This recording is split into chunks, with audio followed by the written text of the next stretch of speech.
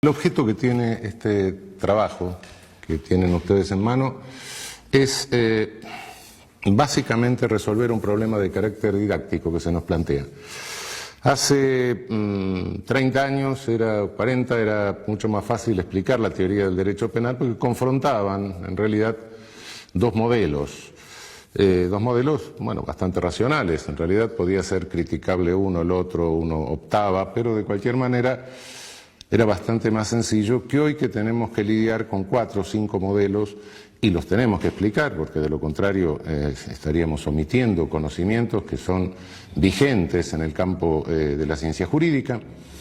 Entonces, lo que se nos plantea es la enorme dificultad para poder explicarles a ustedes desde el inicio un panorama con semejante complejidad, hacerlo comprensible y que no crean que los penalistas en realidad somos un conjunto de orates que discutimos teorías sin fundamento y que en definitiva no terminen tampoco comprendiendo cómo opera un modelo dogmático penal.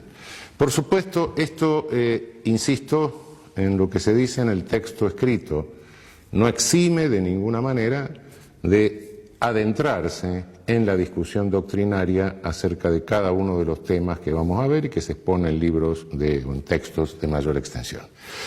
Pero básicamente lo que nos proponemos, dada esta dificultad, es que tengan sintéticamente un modelo. A partir de ese modelo, de la comprensión de ese modelo, se facilita la comparación con los restantes modelos de construcción dogmática del derecho penal. Por eso vamos a exponer un modelo sin discusión doctrinaria, La discusión doctrinaria la dejamos para un segundo momento y para textos más extensos, e insistiendo en que esto de ninguna manera les exime de entrar a la discusión doctrinaria y a los textos más extensos. Cuando nos preguntamos cómo se construye la teoría del derecho penal, bueno, básicamente el derecho penal responde, en su parte general, a 3 preguntas básicas. Primera pregunta, ¿qué es el derecho penal en sí mismo? Que es la teoría del derecho penal, por así decir. Segunda pregunta, ¿qué es el delito? Y tercera pregunta, ¿cómo se debe responder al delito? El deber ser de la respuesta al delito sería teoría de la responsabilidad penal o de la pena. ¿Qué es el derecho penal? ¿Qué es el delito? ¿Qué es la pena? Puedo decirlo en forma más sintética. Debo comenzar por destacar que la expresión derecho penal es equívoca. Es equívoca no solo en el lenguaje corriente, sino también en el lenguaje jurídico, en el lenguaje técnico. Se la usa con un elevado grado de imprecisión. Y esto es a veces problemático. Por derecho penal se dice frecuentemente la ley penal. Cuando se dice el derecho penal no prohíbe tal cosa, se está refiriendo a la ley penal. Cuando se dice el derecho penal no puede resolver tal cosa, el derecho penal no puede resolver la toxicodependencia, por ejemplo. El derecho penal no puede resolver el problema ecológico. Lo que se está diciendo es el poder punitivo, el poder que se ejerce al amparo del derecho penal. Y cuando se dice el derecho penal no se ha ocupado de estudiar tal cosa, se está refiriendo a la doctrina penal, a lo que hacemos los juristas. Son 3 sentidos distintos, con 3 protagonistas distintos. La ley penal la hace el legislador, el poder punitivo lo ejercen las agencias ejecutivas del Estado, por así decir, la policía, y la doctrina penal, la teoría del derecho penal, la hacemos los profesores de derecho penal. Por supuesto, son 3 conceptos diferentes que se mezclan en el lenguaje, y a veces se responde a uno con referencia al segundo, etcétera, lo cual confunde el discurso. Tengámoslo claro de entrada: legislación penal es una cosa, ejercicio del poder punitivo, habilitado o no habilitado por la ley penal, es otra cosa, y en tercer término, derecho penal reservémoslo para la llamada, si les gusta, ciencia del derecho penal o saber jurídico penal. Hablé de poder punitivo. ¿Qué es poder punitivo? Poder punitivo es toda coerción del Estado que no persigue ni reparación, y que tampoco contiene un proceso lesivo en curso o inminente. Es decir, con esto le estoy diciendo que no estoy diciendo poder punitivo es, sino poder punitivo es lo que queda después que sacamos la coerción estatal reparatoria y la coerción estatal dirigida a contener un proceso lesivo o inminente. La coerción estatal reparatoria es la civil, es la del derecho privado. La que contiene un proceso lesivo inminente o en curso es la del derecho administrativo. Dicho de otra manera, cuando alguien tiene una deuda, tiene una obligación de carácter civil, tiene que pagarla. Entonces lo que se hace, si no la incumple, es reparar, obligándolo a pagar o ejecutándole un bien con lo cual se repara. Esa es la coerción de carácter privado. La de carácter público, bueno, alguien me corre con un cuchillo por la calle, aparece un funcionario y lo para. Esa es la coerción que interrumpe. Lo que no entra dentro de ninguno de estos dos modelos y es coerción estatal, eso es poder punitivo. Por supuesto que es un concepto mucho más amplio de lo que normalmente se entiende por poder punitivo, porque no todo el poder punitivo se ejerce al amparo de leyes penales, a veces se disfraza. Hay poder punitivo que está legitimado por leyes penales, ese es el manifiesto, es el que realmente lleva el nombre de lo que es. Pero hay un poder punitivo latente, oculto, que se disfraza con otro discurso, se trata de legitimar de otra manera, es decir, la institucionalización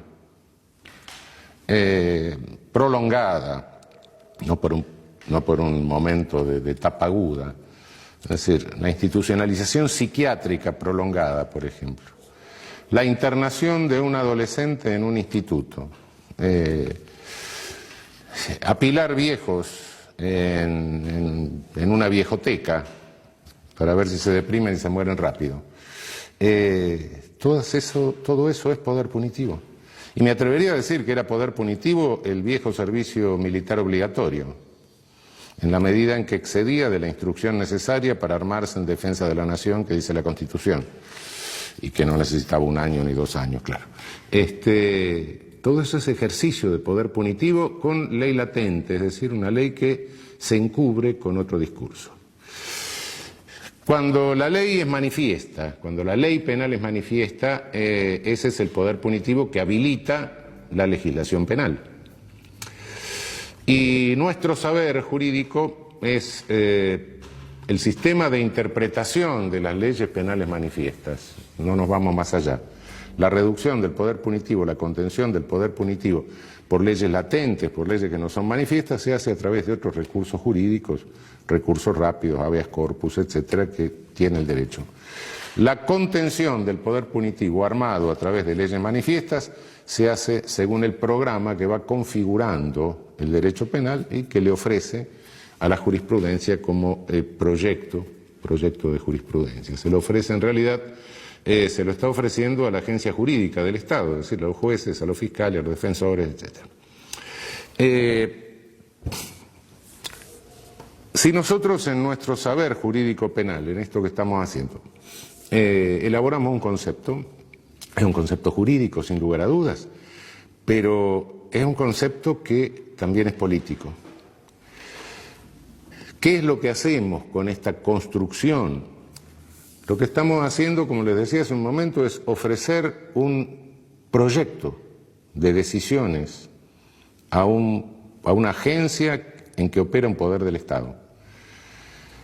Si estamos haciendo eso y estamos hablando de una agencia que opera un poder del Estado, y es una agencia política en el sentido de gobierno de la poli, no es política en el sentido que no es partidista, sí, eso correcto, pero en el sentido de gobierno de la polis es política. Cada concepto que nosotros elaboramos es un concepto que tiene un alcance, un sentido político, eso no lo olvidemos nunca. En este sentido político, bueno, lo que se nos enseña normalmente en la facultad es decir, bueno, el poder punitivo lo tienen ante todo los legisladores, que son los que hacen la ley, después lo tienen los jueces, que son los que aplican la ley, y por último, bueno, la policía, que son los que ejecutan las órdenes de los jueces. Esto es totalmente inexacto, pero es lo que normalmente se enseña formalmente. Ahora vamos a ver qué es inexacto. Cada rama del derecho se define por las características de la sanción que tiene la violación a sus normas. Derecho civil, derecho administrativo, derecho laboral, derecho mercantil, etcétera. Sí. Bien, la sanción que tiene la violación de la norma penal es la pena. No voy a entrar a toda la crítica y a la exposición de las teorías de la pena, sino a decir qué son. Ese es el gran inconveniente que tenemos.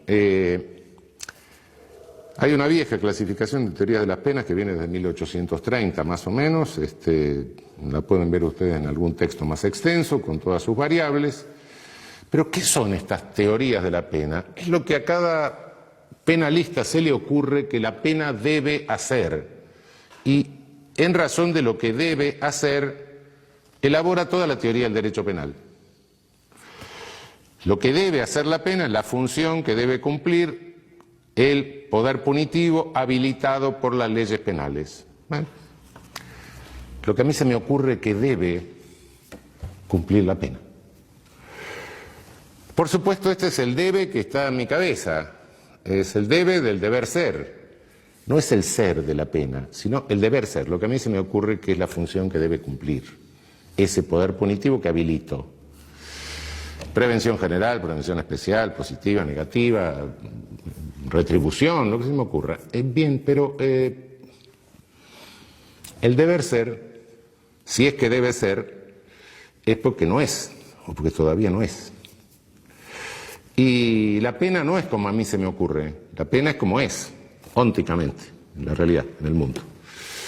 Si esto es así en el mundo, entonces, en la medida en que yo me sumo a una teoría de la pena, delido como debe ser la pena y construyo todo sobre la base de mi deber ser, le estoy haciendo un programa a las agencias judiciales, le estoy haciendo un programa político para que ejerzan su poder conforme a como yo entiendo que debe ser, pero que no es la pena. Y los estoy instigando a que apliquen penas que no son. Mirado desde el ser, el poder punitivo funciona exactamente al revés de la escala que dijimos hace un momento, legislador, juez, policía. Y funciona exactamente al revés porque el legislador lo que hace es lo que llamamos criminalización primaria, es decir, un proyecto de criminalización. Ahora, si ustedes agarran el Código Penal y en alguna noche deciden insomnio en la canícula, se leen toda la parte especial del Código Penal, todas las leyes penales especiales, se van a dar cuenta de que algunas de esas cosas hicieron en principio, pero en segundo término se van a dar cuenta de que en realidad si cada vez que se viola una norma o se cae en una descripción de esas, tendría que operar el poder punitivo, tendríamos que estar todos presos virtualmente. Entonces es un programa absolutamente irrealizable. Así como si el derecho civil se realizara perfectamente y cuando conflicto mínimo que se diera, voy a estacionar el auto, aparece un juez civil que me dice, no, el señor tiene prioridad y no usted que está metiendo. Una sociedad totalmente ordenada. Si la norma penal se pudiera cumplir plenamente, sería invivible, directamente no separaría la sociedad, se paralizaría la sociedad. De modo que es un programa que tiene una extensión que es absolutamente inabarcable.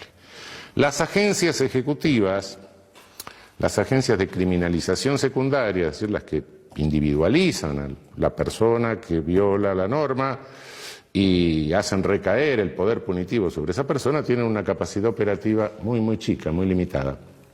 Policía tiene capacidad limitada para investigar delitos, tribunales tienen capacidad limitada para investigarlos y, bueno, las penitenciarias, las prisiones tienen una capacidad de alojamiento también limitada, de modo que de ese enorme programa solo se puede realizar un pedacito. Este pedacito se llama selectividad. Tengo que elegir a quién criminalizo. Inevitablemente está forzada por el propio sistema una selección. Y esa selección no la hacen ni los legisladores ni los jueces, sino las agencias ejecutivas. El legislador es un señor que imagina una cosa, nunca sabe a quién se le va a aplicar el poder punitivo que habilita. A veces se le aplica el mismo. Los jueces no salen a la calle a buscar delincuentes ni a seguir violadores, ¿no? Quien selecciona es la agencia ejecutiva. Al juez le llega en auto oficial el seleccionado. Y entonces sí tiene el poder jurídico, que no es menor, de decir, bueno, acá hay un semáforo con una luz roja, este proceso de criminalización no avanza, acá hay un semáforo con una luz verde, este proceso de criminalización sigue adelante, o acá hay una luz amarilla, esperemos un rato y vamos a ver qué pasa. Ese no es poder menor y es justamente lo que programa el derecho penal, lo que programamos en este proyecto de jurisprudencia, de decisiones coherentes que le ofrecemos a las agencias jurídicas. Esto es la perspectiva desde el ser. Ahora bien, selectividad del poder punitivo. Se pueden sostener cualquier cantidad de teorías, incluso macrosociológicas, etcétera, no me meto en eso. La selectividad, es decir, cómo seleccionan las agencias para la criminalización primaria, es predominantemente por estereotipos. Se selecciona a alguien que tiene características externas que responden a determinados prejuicios negativos, claro, de la sociedad. A esos sujetos se los selecciona. Quien no cae en el estereotipo difícilmente resulta seleccionado. Puede serlo, naturalmente hay un porcentaje. Me estoy hablando siempre a la inclinación general que tiene el fenómeno, no a casos particulares, que evidentemente puede suceder. Los estereotipos no son construidos por las agencias del sistema penal, no. Los estereotipos sintetizan una cantidad de prejuicios negativos que existen en toda sociedad y en cada época, y en general se construye a través de la comunicación masiva. Si nos vamos hace 100 años, en el Caras y Careta aparecía el malvado, que tiene ciertas características lombrosianas. Hoy el malvado está construido a través de la caja boba, es decir, de la televisión. Evidentemente cambiaron técnicamente, cambió el contenido del estereotipo, pero de cualquier manera la regla sigue siendo la misma. Cuando Lombroso iba a la cárcel y veía a todos esos sujetos, mujeres estrábicas, tipos prognáticos, la frente huidiza, las orejas en asa, no los inventaba, estaban porque el estereotipo del malvado de la época tenía esa cara y nadie que tuviese esa cara podía caminar mucho tiempo suelto por ninguna capital europea en tiempo Lombroso. Hoy hay sujetos que son también portadores de características estereotípicas, que son otras.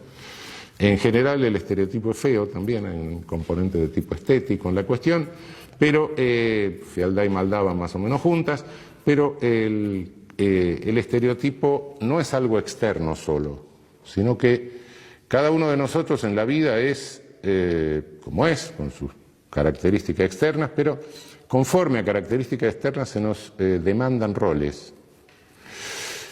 El que tiene aspecto de médico se le demanda el rol de médico, el que tiene aspecto de albañil se le demanda el rol de albañil, y cuando no se responde al rol, bueno, incluso nos enojamos, ¿no? Si todos los días en el colectivo me encuentro con un señor que va vestido de albañil y un día le pido que me haga un revoque en casa y me dice, no, yo soy el profesor titular de filosofía presocrática de la universidad, y yo, pedazo de estúpido, porque se viste así, ¿no? Bueno, sí, efectivamente. El portador de caracteres estereotipados, por regla general, como introyecta el rol, lo internaliza, lo asume, conforme a las demandas de los demás, es un sujeto que sí sabe cometer delitos, pero en general son delitos groseros, es decir, la ópera tosca, ¿no? Lo cual facilita, por otra parte, esta selectividad, ¿no? Frente al delito grosero, el seleccionar al sujeto es mucho más sencillo que frente a un delito sofisticado, ¿no? Imagínense que es mucho más sencillo detectar a alguien que va vestido de ladrón, tiene cara de ladrón, se comporta como ladrón y además es una bestia que rompe cristal de un auto para sacar el pasacassette, etcétera, es mucho más fácil criminalizar a ese sujeto que detectar toda una operación complicada, de una estafa altamente sofisticada, triangulación internacional, etcétera. Esto hace que la selectividad del sistema penal estructuralmente recaiga siempre sobre sectores más carenciados, operando como una suerte de epidemia, ¿no? Es decir, el poder punitivo en la realidad opera sobre aquellas personas que resultan más vulnerables a ese ejercicio. Y la selectividad es un dato de carácter estructural, esto, insisto, puede hacerse todas las teorías que se quieran, macrosociológicas, políticas, marxistas, lo que se le ocurra, pero este es un dato estructural. No hay ningún poder punitivo en el mundo que no se ejerza selectivamente por esta disparidad originaria entre lo programado y lo que es posible realizar como criminalización secundaria. Quiero aclarar algo más, porque les puede llamar la atención este planteo originario que hago, porque invierto normalmente el planteo tradicional en materia de derecho penal, ¿no? Obviamente que esta característica estructural del poder punitivo lesiona frontalmente el principio de igualdad. Es una realidad, en alguna medida el ejercicio del poder punitivo siempre lesiona el principio de igualdad. Pero cuidado que no lo lesiona solo en el aspecto victimizante, en el aspecto criminalizante. También lo lesiona en el aspecto victimizante. El reparto de la victimización tampoco es parejo en una sociedad. Es decir, si yo tengo la posibilidad de pagarme una seguridad, de vivir en una casa que tiene muros altos, que están electrificados, que tiene un sistema de alarmas, etcétera, tengo mucha más seguridad que si estoy viviendo en una villa. Entonces, entre el que vive en el country y el que vive en la villa hay un riesgo de victimización diferente. Entonces, también es selectivo de la otra punta, en la víctima.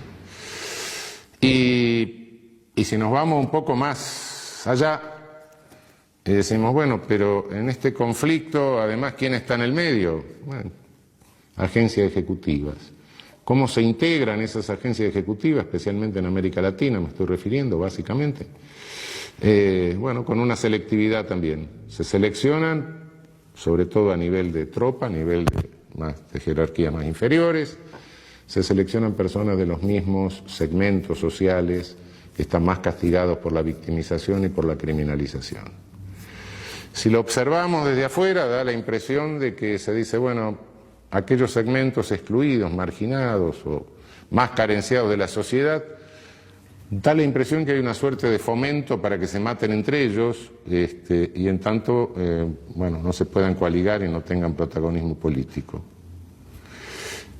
Naturalmente que se pueden pensar 10.000 conspiraciones. No, lo cierto es que es así.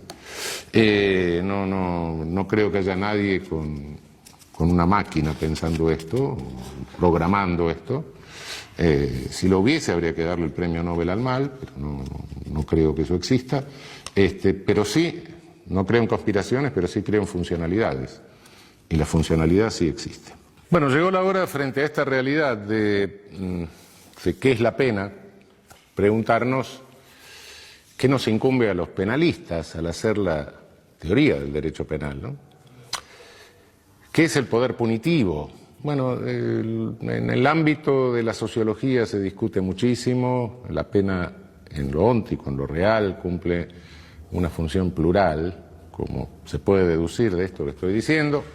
La discusión en este ámbito es una discusión muy viva, en el ámbito sociológico, pero básicamente la pena es un hecho político, el poder punitivo es un hecho político, no jurídico.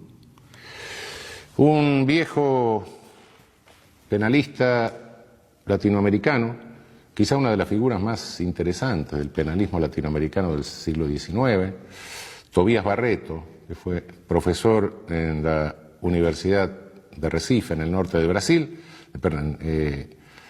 decía, el fundador de la Escuela de Recife, decía que la pena es un hecho político, la pena es como la guerra, decía. Y efectivamente la pena es como la guerra.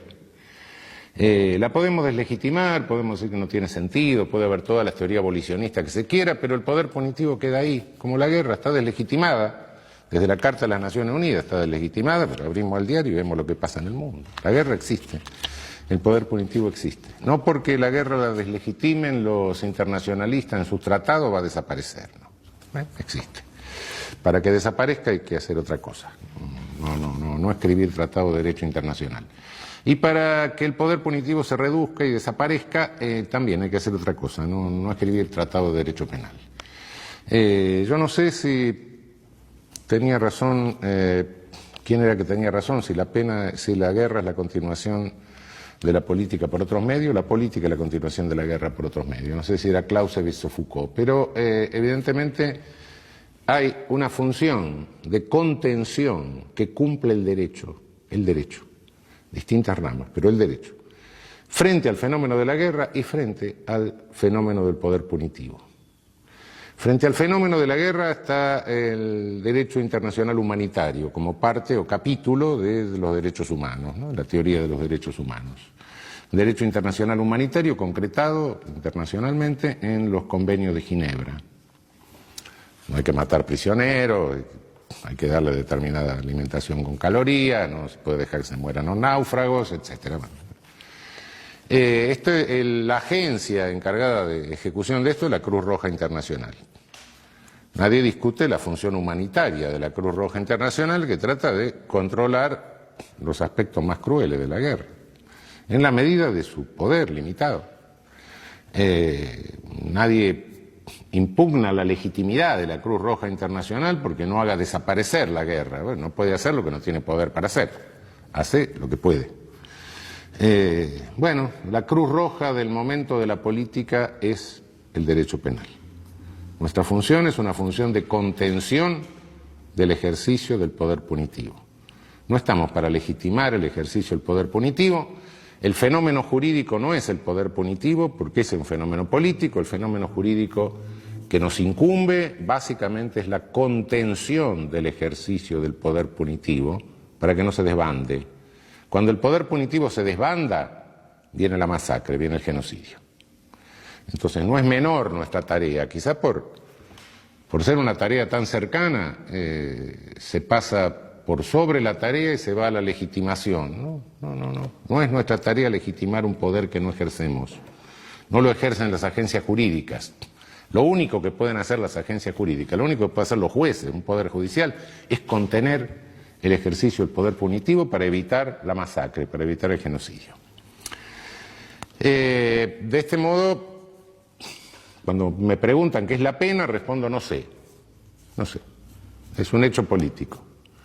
Los sociólogos se ocuparán de ver las distintas implicancias que tiene este hecho político. Lo que a mí me interesa es saber cómo lo contengo, cómo lo limito, cómo lo acoto, cómo evito que este hecho político se me convierta en una masacre. Esto yo la llamo una teoría agnóstica, una posición agnóstica respecto de la pena. Agnóstica en un sentido metafórico, aunque a veces no tan metafórico, ¿no? Porque la pena o el poder punitivo, como toda idolatría, tiene fanáticos. La idolatría es un dios falso, ¿no? Y el poder punitivo es un dios falso. Si uno cree en los fanáticos del poder punitivo, resulta que el poder punitivo va a salvar el Amazonas, el poder punitivo va a evitar la guerra nuclear, el poder punitivo va a controlar el terrorismo, el poder punitivo va a curar las toxicodependencias, el poder punitivo es omnipotente. Y si es omnipotente, es Dios. Entonces guarda, es un ídolo, es un falso Dios. Y como les decía, sí, tiene sus integristas, sus fanáticos, ¿no? Frente a ese falso ídolo, creo que es preferible que el derecho penal adopte una posición completamente agnóstica. Yo no sé para qué sirve, a veces sirve para algo, a veces no sirve para nada, y a veces realmente, y sobre todo si se desbanda, se convierte en un poder genocida, en un poder masacrador. Desde un punto de vista sociológico, un Estado totalitario, un Estado autoritario, no es más que un Estado en que las agencias ejecutivas, que son las que llevan a cabo el poder punitivo, operan sin control. que era la KGB stalinista, que era la Geheime Staatspolizei, la Gestapo. Policías sin control. Entonces, lo que tenemos que hacer es controlar. Nuestra función es la función controladora, la función acotante, la función limitadora del ejercicio del poder punitivo. Somos como la Cruz Roja, no tenemos el poder para hacer desaparecer el poder punitivo. Que el poder punitivo desaparezca de la sociedad es una cuestión que hay que transformar toda la sociedad, etcétera. Eso no lo vamos a hacer desde el derecho penal, cuidado. Quien crea que eso lo va a hacer desde el derecho penal está delirando, evidentemente. Una transformación total de la sociedad para volver a modelos de solución eficaz de conflictos sin ejercicio de poder punitivo es algo que excede nuestra función. La función hoy, aquí, ahora, es contención, limitación, acotamiento del ejercicio del poder punitivo para que no se convierta en una catástrofe, en una masacre. Del lado del poder punitivo y las pulsiones del poder punitivo siempre está el Estado de policía, que quiere que las agencias ejecutivas no tengan ningún control. Podemos terminar en la KGB, en la Gestapo, o cualquier cosa por el estilo. Del lado de la contención del poder punitivo está el Estado de Derecho. Entonces, bueno, vivimos en un Estado de Derecho. Habrá sonrisa frente a esta pregunta, más o menos. Y más o menos, sí. Más o menos, porque ningún Estado de Derecho es perfecto. El Estado de Derecho ideal, en que todos somos iguales ante la ley, lo de abajo, lo de arriba, etcétera, el costado, eso no existe. Todos los Estados de Derecho históricos, reales, son momentos pulsionales entre el Estado de Derecho y el Estado de Policía. El Estado de Policía es una especie de enano que está dentro del Estado de Derecho, que el Estado de Derecho se encapsula, lo contiene, lo limita, es un corsé que le pone a las pulsiones del Estado de Policía. El que siempre tiene la manija quiere quedarse para siempre y aumentar su poder. Pulsión del Estado de Policía.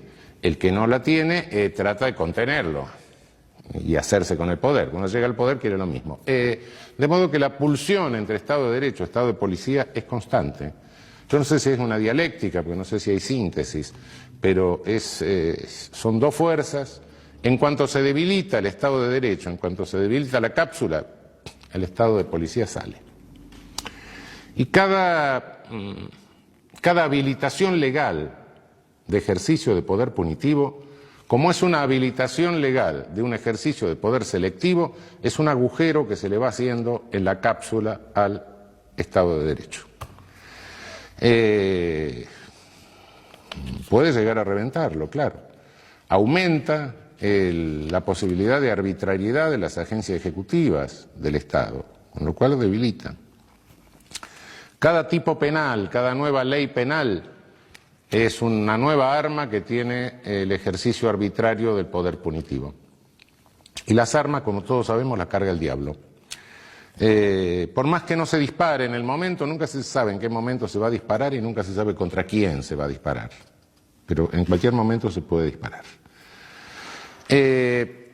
Cuanto mejor contenga el Estado de Derecho al Estado de Policía que tiene adentro, más se va a ir acercando al modelo ideal. Cuando peor lo contenga, más se va a ir alejando del modelo ideal. Pero quede claro, los peores crímenes de toda la historia los ha cometido el ejercicio de poder punitivo desbocado. No es cierto que el mayor número de muertos se deba a las guerras. No. El mayor número de muertos se debe a las masacres, a los genocidios, no a las guerras. A veces cometidos por ejércitos, sí, pero no en función bélica, sino en función policial. Realmente el mayor número de víctimas del siglo XX, que ha sido el siglo de genocidios por excelencia realmente, obedece a poder punitivo desbocado, no a guerras. Por más que las guerras se llevaron unos cuantos millones de personas, el poder punitivo desbocado se llevó muchas más. No voy a entrar en detalle ahora, pero hay cálculos. Bien, tenemos que contenerlo para evitar la masacre. Esa es la función jurídica, importantísima, claro. Muchos dicen, no, pero esto es una visión negativa, es una visión de que nos disminuye, nos coloca en una situación de inferioridad. No, cuidado, asumimos la verdadera responsabilidad. Es nada más ni nada menos que tratar de evitar las masacres. Si a alguien le parece que esto es insignificante, bueno, creo que está un poco equivocado. ¿Cómo lo hacemos? Somos un dique que está conteniendo las aguas del poder punitivo que pulsan por pasar y hacer la masacre.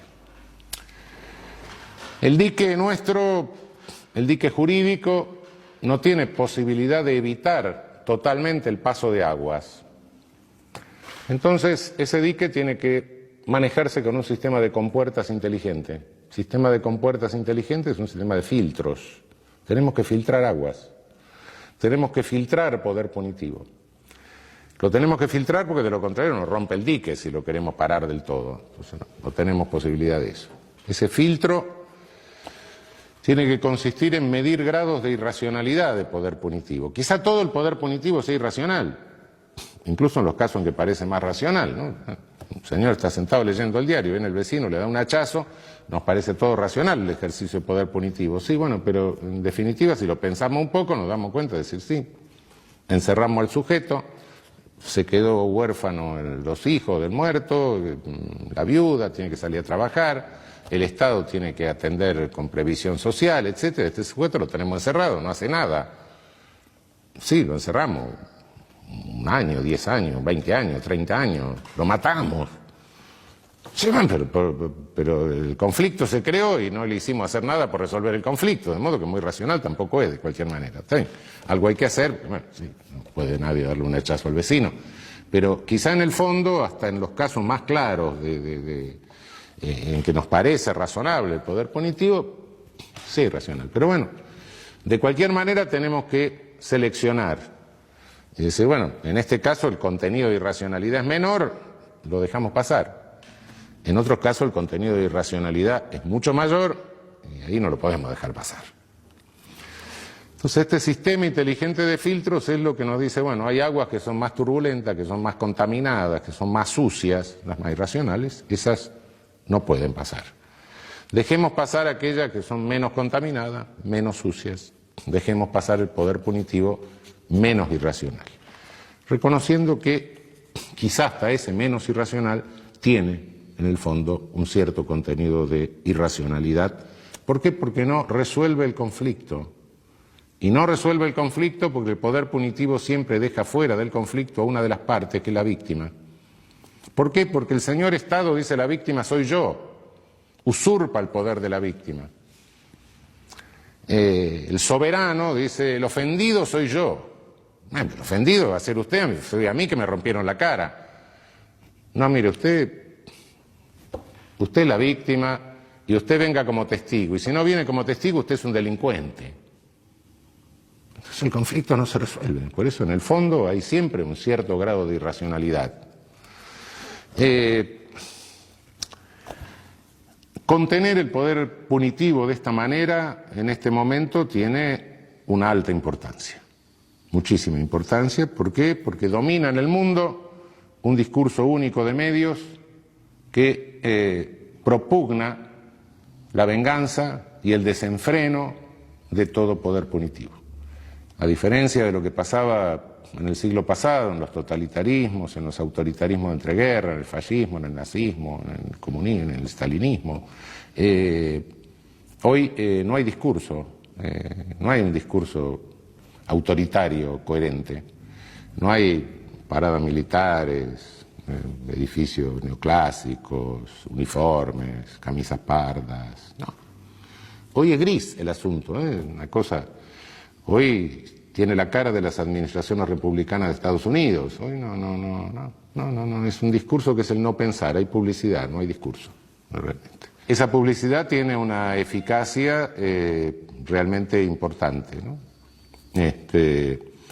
Y bueno, es discurso único de medios que tiene preso a los operadores políticos, a los legisladores, le hace hacer barbaridades a los legisladores, hay destrucción de códigos penales, destrucción de la codificación penal, de modo que esta función de contención del poder punitivo en este momento yo diría que es una función civilizatoria.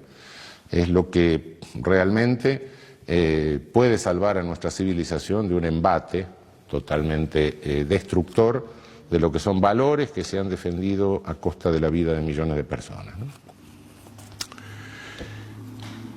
Esta es la función de nuestro saber, es la función en razón de la cual construimos la teoría del derecho penal. Ofrecerle a las agencias jurídicas un programa que optimice su potencial controlador y reductor del ejercicio del poder punitivo y que a la vez le permita resolver los casos con coherencia, con no contradicción y con adecuación a la ley. Bien, en esto el derecho penal está acompañado por otros saberes, no son exactamente el propio derecho penal. Es inseparable el derecho penal del derecho procesal penal. ¿Qué es el procesal penal? Es el derecho que indica el camino que hay que seguir, que deben seguir los distintos personajes, los distintos protagonistas de las agencias jurídicas, desde el momento en que se tiene una noticia criminis, desde el momento en que llega una noticia de un delito a conocimiento de ellas, hasta el momento en que se pronuncia una pena, y diría yo, hasta el momento en que se termina la ejecución de la pena. Lamentablemente hay una institución del derecho procesal que en realidad se ha vuelto de derecho material. Es la llamada prisión preventiva o prisión cautelar. La mayoría de los presos que tenemos en América Latina no son condenados, son presos preventivos, son presos cautelares, son presos que están presos por las dudas, que están presos por razones de seguridad. Aproximadamente el 70% de los presos que tenemos en América Latina son presos preventivos. Hay otra rama jurídica que acompaña al derecho penal, que es el derecho de ejecución penal, en nuestro país hoy regulado por la Ley 24.660. Es el derecho que regula la ejecución de las penas una vez que hay una sentencia firme. En realidad, todo este fenómeno que estoy explicando, en gran medida responde a una explicación que la da otra disciplina u otro orden de conocimientos interdisciplinario, no voy a entrar a la discusión, que se llama criminología. La criminología es el conjunto de conocimientos provenientes de distintas disciplinas que me permite acercarme o aproximarme a la realidad del delito y del funcionamiento del sistema penal, de la operatividad del sistema penal. Si tengo que verificar el nivel de irracionalidad del ejercicio del poder punitivo, no puedo hacerlo sin los datos que me proporciona la criminología, que es la ciencia óntica, la de los hechos por excelencia. Ciencia o conjunto de conocimiento, etcétera, proveniente del campo de la sociología, de la psicología, etcétera. Por supuesto que este conjunto de conocimientos también fue manipulado ideológicamente a lo largo de la historia, como lo pueden ver ustedes en lecturas más extensas, no me voy a ocupar hoy de la cuestión, pero indiscutiblemente si el derecho penal no puede prescindir de la información acerca de los efectos reales de sus decisiones. Cada decisión del derecho penal, les dije hace un rato, es una decisión de carácter político que se traduce en un ejercicio de poder del Estado, de una agencia del Estado. Por ende, ese efecto se produce en un mundo real. Si prescindimos de los conocimientos de lo que pasa en el mundo real y hacemos sentencias o le proponemos a los jueces hacer sentencias con una visión normativa del deber ser sin tener en cuenta el ser, bueno, el derecho penal se psicotizó. El derecho penal está absolutamente psicótico entonces. No nos interesa lo que pasa en la sociedad, nos interesa la coherencia normativa de lo que estamos haciendo.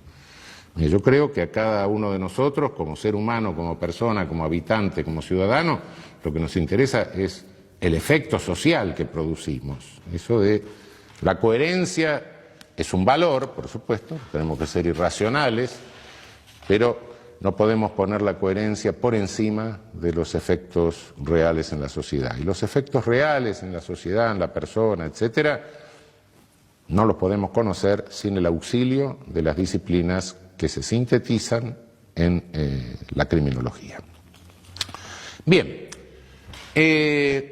para construir la teoría del derecho penal tenemos una serie de principios.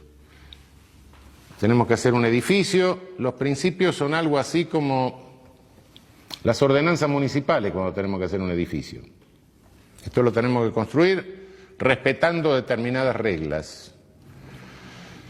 Principios constructivos, llamémosle. Las ordenanzas municipales edilicias para la construcción del edificio. En este sentido, la fuente de estos principios constructivos, la primera fuente de estos principios constructivos es el derecho penal. Del derecho penal es el derecho constitucional.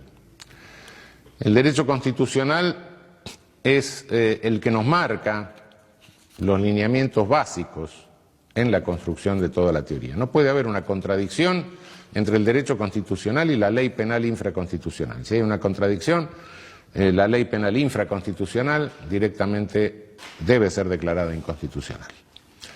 Y si hay dos posibles interpretaciones, una conforme a la Constitución y otra inconstitucional, tenemos que elegir la interpretación conforme a la Constitución. El derecho penal, la primera ley básica del derecho penal es que debe ser de acto. El artículo 16, al establecer la igualdad ante la ley, nos dice, nos baja desde la Constitución, nos dice, bueno, muchachos, acá lo único que se puede penar es un acto. No se puede penar una persona, no se puede jerarquizar seres humanos, es decir, no se puede discriminar.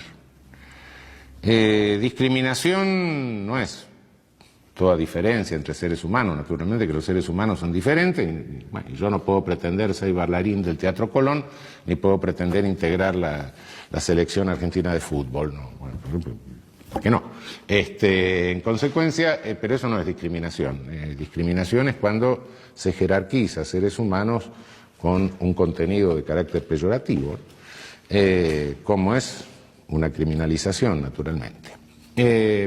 El 16 de la Constitución nos obliga, en el principio de igualdad, solamente a penar actos, no personas. Después nos vamos a ocupar de esto porque parece que entro en contradicción con lo que dije antes. No es contradicción. Ya vamos a ver qué sucede. Los mandatos fundamentales se deducen de la Constitución. Para clasificarlos de alguna manera, no niego que puede haber otros criterios de clasificación, solo es un criterio de tipo expositivo. Yo diría que hay tres órdenes de reglas constructivas. Tres mandatos fundamentales, digamos, de los cuales se derivan otros. El mandato de legalidad, el mandato de respeto elemental a los derechos humanos y el mandato derivado del principio republicano de gobierno. Del mandato de legalidad se deriva la legalidad formal, una conducta que pueda ser delito tiene que estar establecida en ley formal, sea del Congreso de la Nación respecto de la mayoría, que son, bueno, la facultad de dictar el Código Penal está delegada en nuestro país por las provincias al Congreso Federal, de modo que tiene que ser una ley formal del Congreso Federal. El Ejecutivo no puede crear leyes penales por decreto, el único que puede crear es el Congreso Federal, salvo las leyes provinciales que se reservaron las provincias, como en materia de prensa, por ejemplo. Delitos de prensa no pueden ser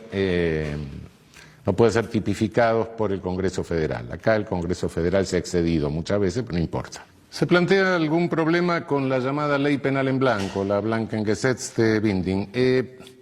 Son leyes en que la ley remite a otra ley, manda a otra ley. El que violare los reglamentos de esto, el que violare las normas sancionadas para tal cosa. Cuando la otra ley es una ley propia del Congreso de la Nación, del Congreso Federal, no hay problema. El problema es cuando remite a ordenanzas municipales, a decretos del Poder Ejecutivo, la ley de drogas, la ley de armas, etcétera.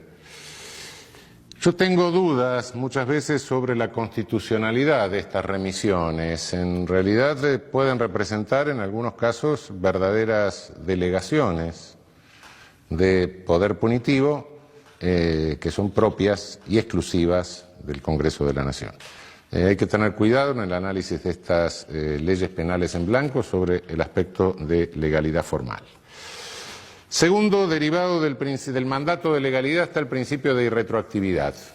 La ley penal más gravosa, la ley penal que agrava, nunca puede ser retroactiva.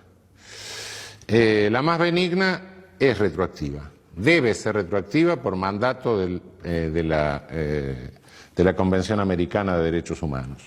Ley penal más benigna no es solo aquella que establece una pena menor, no es solo aquella que naturalmente desincrimina el hecho, sino que también puede ser aquella que establece causas de justificación, de exclusión, de pena, etcétera, o amplía las existentes. Hay leyes desincriminatorias que por supuesto son más benignas, también está la ley desincriminatoria anómala, que es la ley de amnistía, el olvido del delito, amnistía viene de amnesia, ¿no? El tercer subprincipio de este mandato sería el principio de máxima taxatividad legal o interpretativa. Es deber del legislador penal agotar los recursos técnicos para que no queden dudas acerca del concepto, del pragma que quiere incluir en la ley. Cuando el legislador no lo hace, hay que hacer una interpretación que puede resultar forzada, y en ese caso creo que hay una regla, que es decir, bueno, cuando el legislador ha sido oscuro, tenemos que estar a la interpretación más restrictiva de la punibilidad. Reducir el concepto, la regla general, a lo más restrictivo. Cuando el legislador directamente es difuso, la ley penal es inconstitucional abiertamente, ¿no? Por último, creo que tenemos que atener a un principio que es el de respeto histórico al ámbito de lo prohibido. Respeto histórico al ámbito de lo prohibido significa que el legislador no puede prohibir por omisión. Cuando circunstancias tecnológicas, culturales, etcétera, amplían el ámbito de lo prohibido, un ámbito en que prácticamente nos quedamos todos adentro, evidentemente es deber del legislador, en ese caso, volver a legislar. El caso más claro de esta falta de respeto histórico al ámbito de lo prohibido es la Ley de Derechos de Autor. Naturalmente es una ley hecha en los años 30 cuando para violar los derechos de autor sobre una obra impresa lo que se tenía que hacer era una edición de plomo. Hoy lo estamos violando todo porque sacamos fotocopias. Entonces, si vamos a penar a todo el mundo que saque una fotocopia de un pedazo de un libro, bueno, ninguno de nosotros queda exento de pena.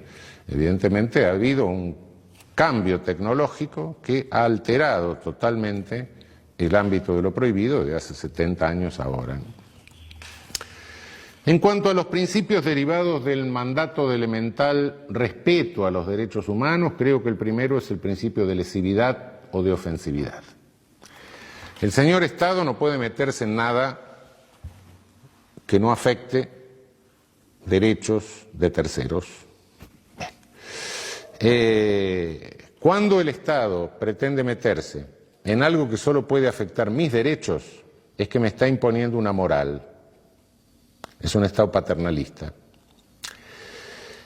Ese Estado que pretende imponerme una moral, ese Estado paternalista, es un Estado inmoral. Decía Radbruch con toda razón, el derecho es moral justamente porque posibilita lo inmoral. Es decir, me permite convertirme en persona respetando mi autonomía ética. Esto está consagrado en nuestra Constitución Nacional de una manera claramente expresiva, muy significativa, en el artículo 19 de la Constitución Nacional. Este artículo les recomiendo que lo sepan de memoria. Es el pilar fundamental de nuestra Constitución. Nuestro derecho no es un derecho al servicio de ningún ídolo, de ningún ideal, de ninguna cosa suprahumana, trascendente, sino que es un derecho intrascendente de la persona. Es el respeto a la dignidad de la persona y la persona entendida como ente con autonomía ética, como ente poseedor de una conciencia conforme a la cual señala o distingue entre el bien y el mal. Conciencia que la tiene el otro, que tengo enfrente, y a la cual su conciencia le puede indicar otro criterio moral diferente del mío. Y los dos tenemos que convivir. Bien. Principio de humanidad. Ninguna pena, no solo en abstracto, sino también en concreto, puede representar una crueldad inusitada para la persona penada.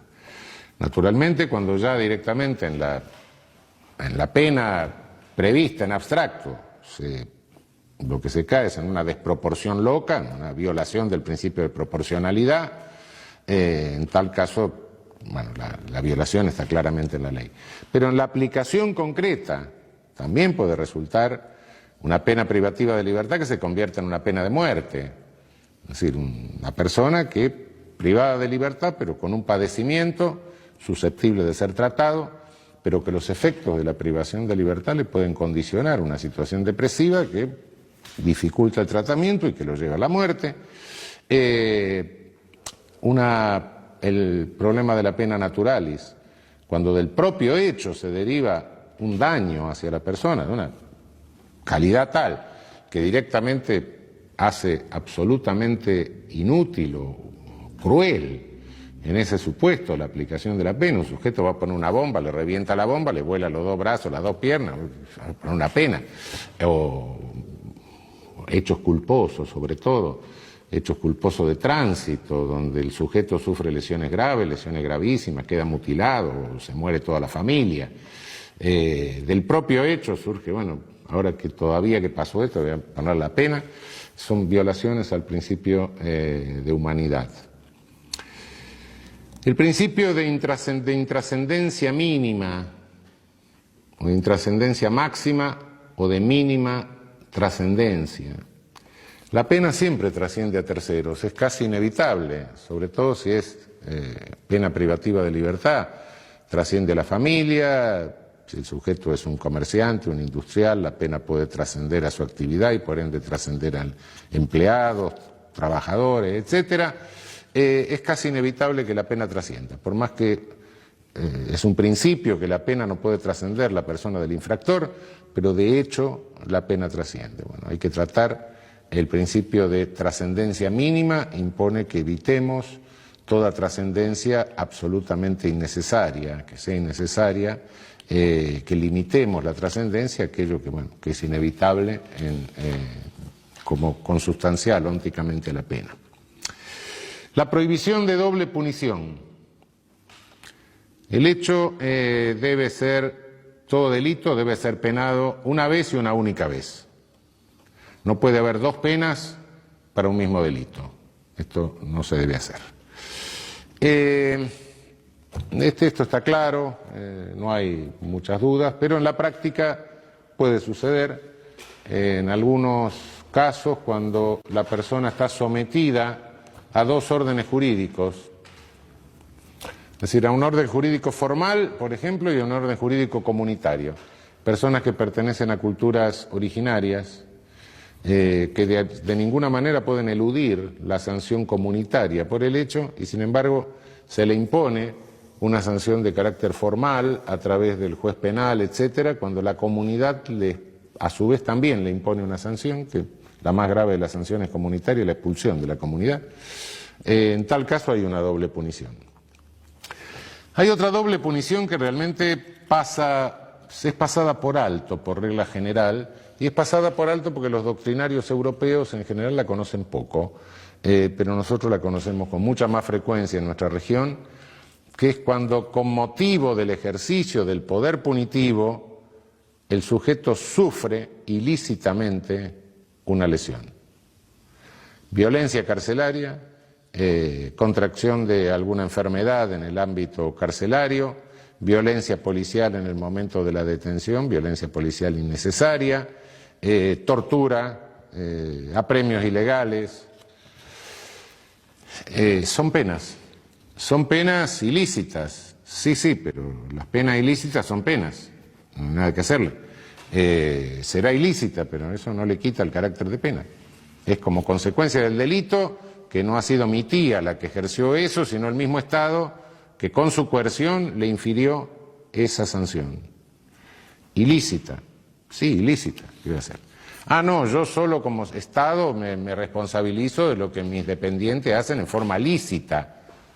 Diablo, me gustaría realmente tener una empresa en la que yo pudiera responsabilizarme solo de lo que mis dependientes hacen en forma lícita. Y lo que hacen en forma ilícita, no, eso no tengo nada que ver. No, son penas. A la hora de la pena formal hay que tener en cuenta esto porque es una manifestación de doble prohibición. Otro principio elementalísimo de respeto mínimo a los derechos humanos es el principio de buena fe o pro homine en la interpretación de la ley y fundamentalmente en la interpretación de los derechos. El enunciado de cualquier derecho debe considerarse un límite de criminalización y no una legitimidad de criminalización. Hay una inversión perversa, una perversión de la interpretación jurídica cuando a partir de decir, bueno, tal convención me respeta tal derecho, entonces como me respeta tal derecho, la lesión a ese derecho le pongo la pena máxima que se me ocurre. Es decir, tal convención me garantiza, y la Constitución, etcétera, me garantizan el derecho al honor. Entonces, cualquier medio de comunicación que lesione mínimamente el honor, le tengo que poner 10 años de privación de libertad. ¿Por qué? Porque el honor está tutelado. No, cuidado, es una interpretación de carácter perverso. El derecho siempre es en lo que me está marcando, es una limitación al ejercicio del poder punitivo, no una legitimación loca al ejercicio del poder punitivo. Por último, tenemos los principios que se derivan del mandato republicano de gobierno. Hay un principio muy poco trabajado que es el acotamiento material. Realmente da la impresión de que el legislador penal puede tipificar cualquier cosa, puede combinar con pena cualquier cosa. Y de hecho, históricamente esto ha sucedido. Si ustedes se fijan, todas las declaraciones de derechos que tienen ahí en el apéndice de la Constitución, van a ver que cuando llega la parte penal, sobre todo se la delimita formalmente, porque el contenido, la limitación al legislador en cuanto al contenido de lo prohibido, está muy poco trabajada. El principio de lesividad, etcétera, bueno, pero ¿qué bienes jurídicos? ¿Qué tipos de conductas?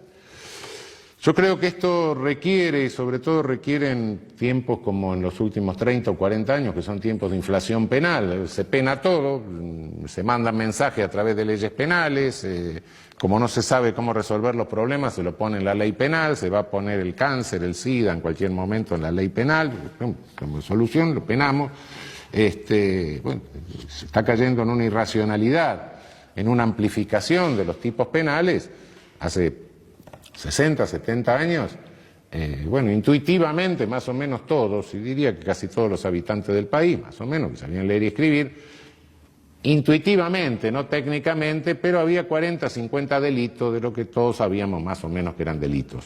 Hoy directamente no lo sabemos los profesores de Derecho Penal, no lo saben los jueces, que de repente dictan sentencias en base a legislación penal derogada.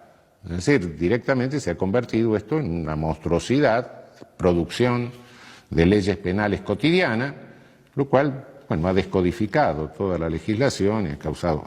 Frente a esto, creo que tenemos que profundizar, que sería tarea inmediata de la doctrina penal, del derecho penal, profundizar el principio de acotamiento material. Básicamente creo que habría que proscribir toda habilitación de poder punitivo que sea absolutamente inidóneo, groseramente inidóneo para obtener el fin proclamado, ¿no? Si tuviera que ejemplificar con un caso de absoluta inidoneidad para obtener el fin proclamado, diría que la punición del consumidor de un tóxico prohibido para evitar la toxicodependencia y el tráfico de tóxicos prohibidos. Pues es un absurdo, por supuesto. Naturalmente, hay quien dice no, porque si no hay consumidores no va a haber tráfico. Bueno, sí, saquemos la frontera para que no haya contrabando. Eliminemos el matrimonio para que no haya divorcio. No, eso no es absurdo. Hay una grosera inidoneidad del medio como para obtener ese resultado. Creo que la otra regla que podría profundizarse es la proscripción de las tipificaciones de conductas que o conflictos que pueden resolverse satisfactoriamente por otros medios, ¿no? Si mañana se le ocurre al legislador penar la omisión de pago de la cuenta telefónica, por ejemplo, la solución que tiene es cortarme el teléfono, termine la historia, no me va a mandar al juez penal. Y tercero, creo que hay que tener mucho cuidado, algo que Alessandro Baratta llamaba la máxima limitación de la respuesta contingente. Tener mucho cuidado, observar muy atentamente la constitucionalidad de las leyes que son respuesta contingente a fenómenos, respuesta contingente a la alarma por un hecho, ¿no? Respuestas políticas, mensajes que manda el legislador frente a un hecho que obtiene una gran notoriedad mediática.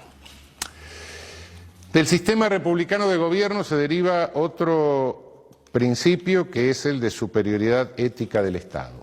Si el Estado pretende habilitar poder punitivo, el Estado tiene que tener, o estar, o quedarse, o sostenerse en un plano de superioridad ética respecto del criminal. No puede actuar aplicando la misma conducta, conduciéndose de la misma manera que se conduce el delincuente. Cuando el Estado opera de esa manera, se degrada, se deteriora. Se convierte en un Estado éticamente a la par del delincuente, como si fuera dos fuerzas que chocan y nada más. Nosotros tenemos algunas disposiciones introducidas en los últimos años como grandes novedades del Estado posmoderno, realmente no son más que cosas que se traen del Estado premoderno, que violan este principio. El llamado arrepentido, por ejemplo, que no de arrepentido no tiene nada, es un sujeto que es un delincuente y que aparte de ser un delincuente es una porquería porque ni siquiera tiene la ética propia del delincuente, no. Y entonces negocia su impunidad con el Estado. El Estado se sienta con un criminal y le dice, bueno, vos hiciste algo grave, ¿sí? Dicen hechos graves normalmente. Como hiciste algo grave y como tenés una participación importante en eso grave que hiciste, a ver si podés denunciar a tus compinches y entonces yo te voy a premiar dándote menor pena o librándote de pena. El Estado no hace más que comprar a un delincuente para sancionar a otros delincuentes. Otro es el famoso agente encubierto, es decir, el Estado manda a un señor a delinquir, bueno, delinca, y yo que soy víctima de ese señor me lo tengo que aguantar. ¿Por qué? Porque ese señor es un funcionario del Estado que está victimizándome a mí para realizar la justicia penal. Yo soy un ciudadano que no tengo derecho a gozar de todos mis derechos, mis bienes, etcétera, y nadie tiene por qué interferir en mi vida ni privarme de ningún derecho con el pretexto de que el valor supremo de realización de la justicia penal me está defendiendo. Como me está defendiendo, me roba el auto. Y si yo llego a sacar un arma en legítima defensa para defender mi propiedad, que es el auto, entonces me mata. ¿Por qué lo mandó el juez a hacer eso? Esas son violaciones al principio de superioridad ética del Estado. Y por último, hablaría yo del principio de saneamiento genealógico en la interpretación de la ley. Hay tipos penales que se arrastran, se copian de un código a otro, van pasando históricamente, vienen siglo XIX, siglo XVIII, algunos vienen del derecho romano, y se olvida cuál es el origen ideológico, que es un origen muchas veces incompatible con los principios republicanos. Por ejemplo, si vemos en la estafa, en nuestro código, la estafa calificada y un tipo raro que hay ahí, que es la circunvención de menores e incapaces. Aparentemente es un tipo que se ha estudiado poco, pero cuando lo analizamos y vemos genealógicamente de dónde viene, ese tipo fundamentalmente proviene del Código Napoleón y proviene de prejuicios antisemitas. Ese es el origen. Lo cual, bueno, naturalmente uno lee el tipo, parece que es un tipo inofensivo, pero genealógicamente es un tipo antisemita. Por último, después nos vamos a ocupar de esto más en detalle, el principio de culpabilidad.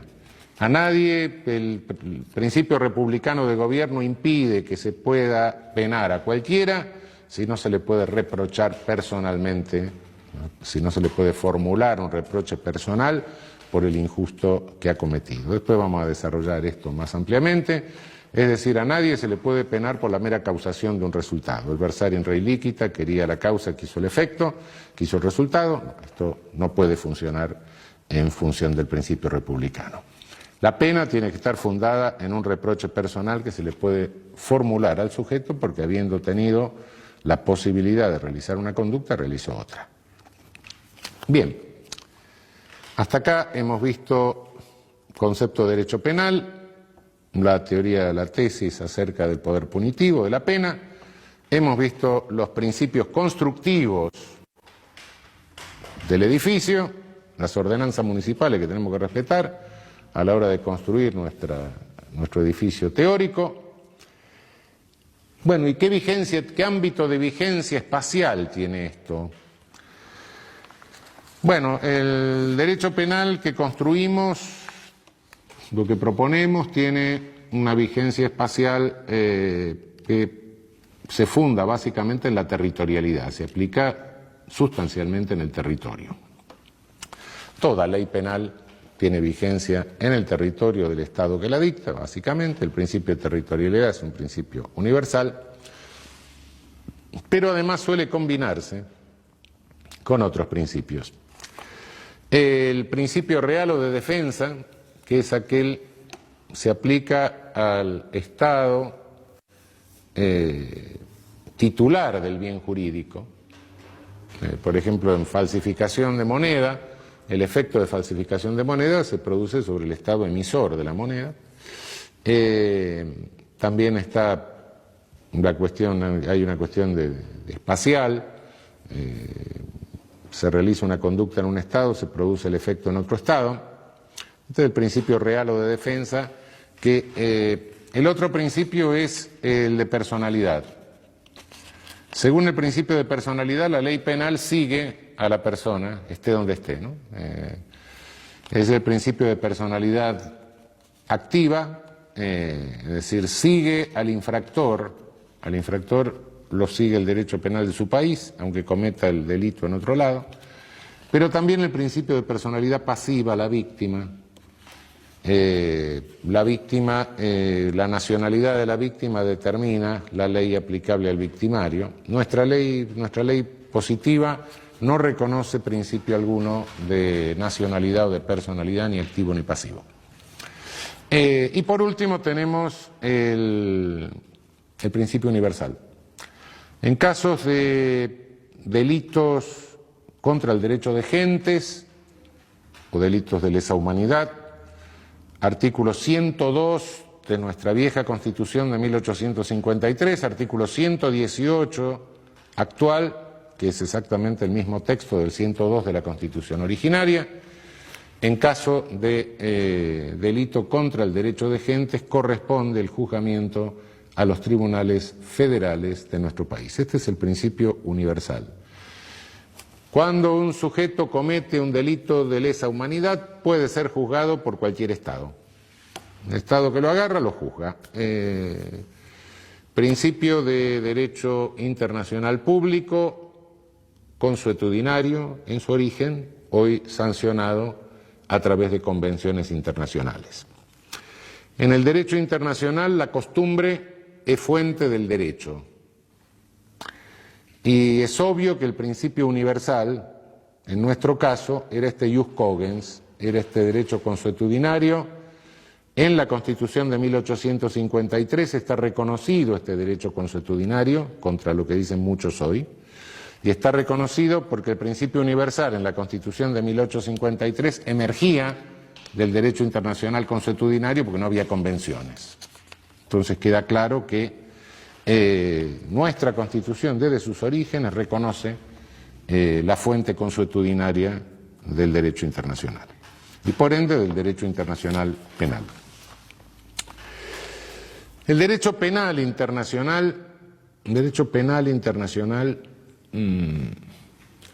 es un fenómeno que se produce a partir del final de la Segunda Guerra Mundial, Tribunal de Nuremberg, Tribunal de Tokio, tribunales establecidos por los vencedores, tribunales ad hoc, tribunales especiales creados por Naciones Unidas, mucho más acá, que fueron los tribunales ad hoc para la ex Yugoslavia y el tribunal ad hoc para Ruanda, crímenes de lesa humanidad cometidos en territorio de los Balcanes y en África, en Ruanda. Y finalmente tenemos el derecho penal internacional, o internacional, sí, derecho penal internacional, que es el instrumento último es el Estatuto de Roma, que crea el Tribunal Internacional, el Tribunal Penal Internacional. Se discute la función de la pena en el derecho penal internacional. Yo creo que la pena no cambia de ninguna manera su carácter. El poder punitivo no pierde el carácter selectivo por el hecho de internacionalizarse. Conserva todo su carácter selectivo, más aún quizás se agudice, porque entran factores políticos. Sin lugar a dudas que a un tribunal penal internacional va a dar a alguien que perdió el poder. Sí, mientras lo tiene, no. Lo cual agudiza la característica selectiva que tiene el ejercicio de poder punitivo. ¿Significa esto que la pena por esta razón, la pena del derecho internacional penal no tiene ninguna utilidad? No, yo creo que la tiene. Creo que la tiene en dos sentidos. Primero, diría que puede poner orden, es susceptible de poner un poco de orden en algo que si se va de la mano puede resultar terriblemente caótico, como sería el caso de la aplicación indiscriminada del principio universal. O sea, a cada uno se le ocurre empezar a penar al jefe de Estado vecino que encuentra en su territorio, bueno, vamos a tener un pequeño problema. El derecho universal, el principio universal es un principio generoso, pero en el cual hay que tener bastante cuidado en su aplicación, porque la calificación la puede hacer el Estado que ejerce la competencia o la jurisdicción, y en tal caso esto puede resultar caótico. Creo que eso permite poner bastante orden en la cosa. En segundo término, creo que hay algo que después lo vamos a ver un poco más claro al hablar de culpabilidad. A medida que mayor es el ilícito, a medida que mayor es el esfuerzo que el infractor realiza para ponerse al alcance del poder punitivo, menor es el poder que tenemos las agencias jurídicas para contener el poder punitivo. Esto lo verificamos históricamente. Cuando el infractor que ha hecho un enorme esfuerzo por alcanzar el poder punitivo, del genocida, es ejecutado por una víctima, o por varias víctimas,